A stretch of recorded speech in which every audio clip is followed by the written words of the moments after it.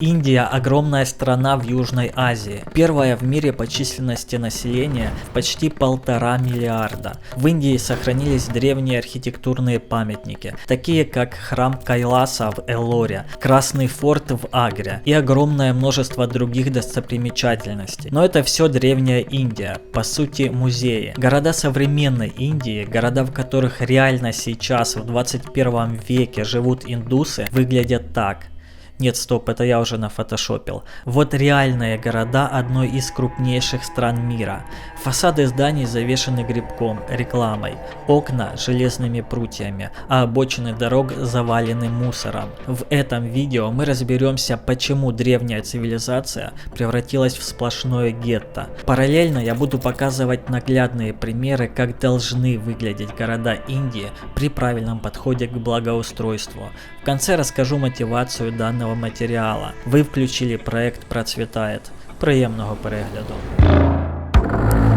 Первыми исследовать индийское побережье начали португальцы и голландцы. Они взяли под свой контроль все известные торговые пути к берегам Индии и даже построили там собственные порты и склады. Торговля индийскими нарядами и специями оказалась настолько прибыльным и успешным делом, что присоединиться к этой нише поспешили англичане и французы. Интерес Европы к Индии сначала обогатил страну и привел ее к быстрому экономическому подъему, но очень скоро расцвет сменился полным упадком, как в экономическом, так и политическом плане. В 1600 году по приказу королевы была основана Ост-Индийская акционерная компания, вытеснив из Индии голландских, португальских и французских купцов. Таким образом, британцы не только получили торговую монополию, но и смогли контролировать политическую жизнь в стране. К середине 19 столетия Британия контролировала практически всю территорию Индии,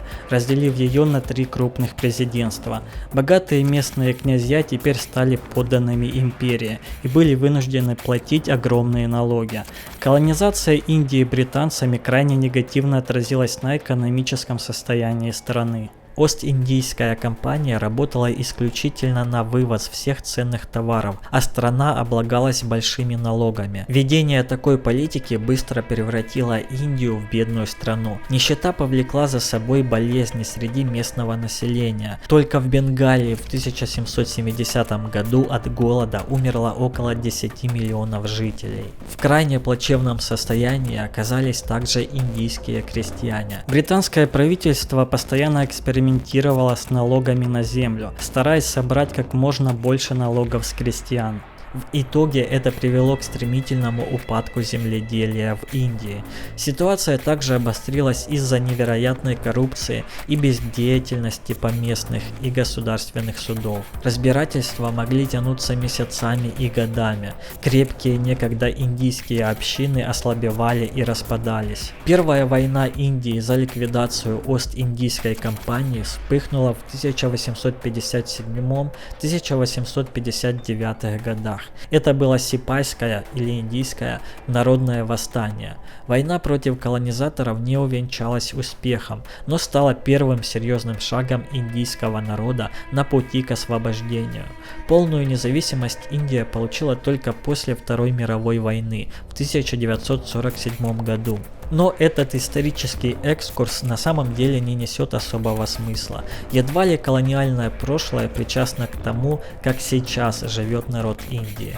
Вот, к примеру, вполне себе хорошее жилое строение, которое привести в адекватный вид очень просто. Нижний этаж для бизнеса облагородить, поставить нормальное остекление, почистить, покрасить фасад, убрать самостроенные решетки, и получается вполне себе современный вид.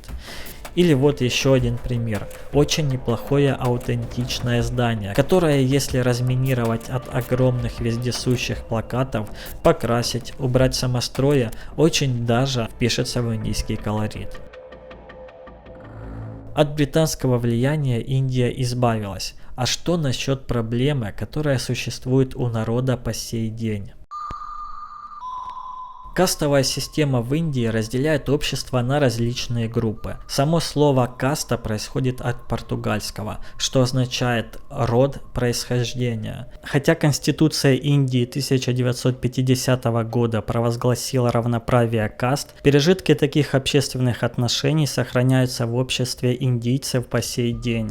Беднякам в Индии очень сложно выбраться из нищеты из-за невозможности получить достойное образование.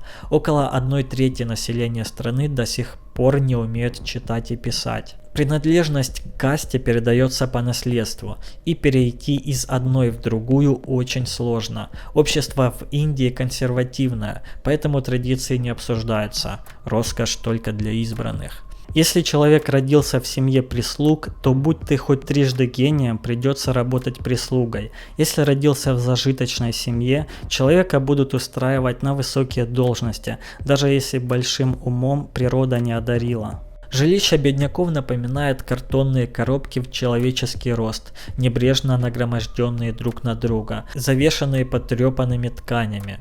Целые кварталы в крупнейших городах заполнены такими трущобами. Люди живут без воды и канализации, о санитарных нормах речи и не идет. Помыться они могут разве что в ближайшей реке, хотя реки сами по себе не то чтобы чистые. Вот, к примеру, река Вайгай в городе Мадурай. А вот как эта местность должна выглядеть в 21 веке. В сущности, архаичное мышление, которое существует в Индии, не дает народу сформировать современные запросы в сфере городской среды, городского благоустройства. Местные принимают свой уровень и формат жизни как должное. Но что насчет экономики? В последние годы Индия превратилась в наиболее растущую крупную экономику. Развитыми являются IT-отрасль, туризм, производство текстиля, химикатов, продуктов питания, фармацевтика, металлургия. Международные компании переносят в Индию заводы из Китая, а инвесторы стремительно скупают акции индийских компаний. Более 30 лет назад в Индии были приняты либеральные экономические реформы. Нынешнее правительство их продолжает. Были введены гибкие правила для иностранных инвесторов, упрощенное налогообложение, а также более строгое законодательство о банкротстве. Некоторые эксперты считают, что Индия выглядит одним из кандидатов, если не единственным, на то, чтобы перехватить звание мировой фабрики у Китая. Индия называет себя демократией, хотя и не соответствует демократическим стандартам Запада, но все же страна более свободная, чем Китай, и это ценят корпорации. Но несмотря на это, качество здравоохранения и образования в стране оставляет желать лучшего, а индийские города стабильно занимают лидирующие места в рейтингах самых загрязненных мест мира. Индия также страна с одним из самых низких уровней вовлеченности женщин на рынок труда. По данным Мирового банка, женщины составляют лишь около 20% от общего числа активного трудового населения. Ниже только страны с мусульманским большинством. Несмотря на прирост населения, большинство людей трудятся на низкооплачиваемой работе, которая не требует высокой квалификации и не обещает перспектив. В стране сохраняется высокий уровень бедности и недоразвитая инфраструктура. Экономический рост Индии присутствует, по крайней мере на бумаге в статистике, но судя по всему это чувствует какой-нибудь 1% богачей страны, потому борьба с огромным финансовым неравенством – это то, над чем необходимо провести работу. Вполне возможно, те преображения, которые я показал, это как раз таки будущее Индии, и эта мотивация данного выпуска проекта процветает. Так или иначе, примеры преображений попадут на глаза индийцам, и это вдохновит народ на улучшение, сформирует необходимые для современного общества запросы. Желаю индийскому народу успехов и процветания.